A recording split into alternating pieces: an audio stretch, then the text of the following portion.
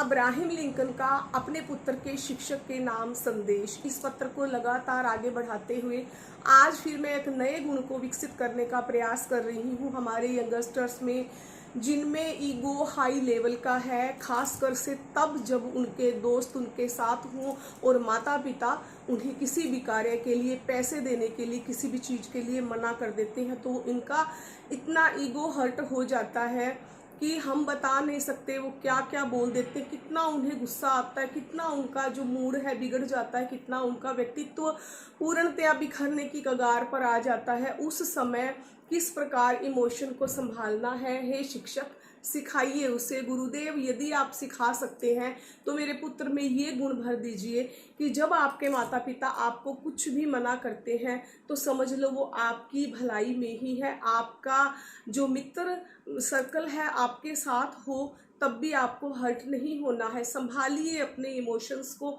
संभालिए उन संवेगों और भावनाओं को जो उस समय तुम्हारे मन मस्तिष्क पर हवा की तरह भर जाती हैं और आप इतना क्रोध में फूट पड़ते हैं। नहीं समझते कि माता पिता हैं आपके सामने, नहीं समझते उनकी कोई मजबूरी है, नहीं समझते आपकी क्या जवाब देना है। आपको एक ही चीज़ का भूत सवार होता है कि हमारे दोस्तों के सामने हमारे पापा ने या हमारी मम्मी ने हमें ये बात क्यों बोल दी। हाँ, माता पिता का भी परम कर्तव्य है कि उनके दोस्तों और मित्रों के सामने उन्हें बिल्कुल भी कुछ ऐसा ना शब्द बोला जाए कि उनको हर्ट हो, उन्हें अपनी बेइज्जती महसूस हो। लेकिन बच्चों का भी परम कर्तव्य है ये समझना कि माता पिता जो भी कह रहे हैं वो हमारी भलाई में है। क्योंकि आजकल देखा जाता है जब भी बच्चे अपने मित्रों के साथ होते हैं, उन्हें कुछ भी काम के लिए जरा सा मना कर दिया जाए, कुछ हमें संदेह होता है, शंका होती है कि क्या कारण हो गया, बच्चे पैसे मांग रहे हैं, कॉल करके क्या बात है, बच्चे पैसे मांग रहे हैं, कुछ गलत तो नहीं हो गया,